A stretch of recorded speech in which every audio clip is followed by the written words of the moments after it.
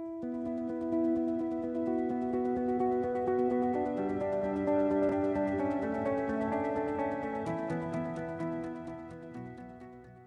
France compte près de 1500 quartiers dits prioritaires, où vivent 5 millions d'habitants, dont 3 millions de locataires HLM. Les habitants de ces quartiers rencontrent des difficultés plus importantes que le reste de la population. Ils ont des revenus moins élevés et ont parfois des difficultés d'accès à l'emploi ou à certains services. Ils connaissent des conditions d'habitat parfois complexes, notamment ils peuvent vivre dans des logements surpeuplés.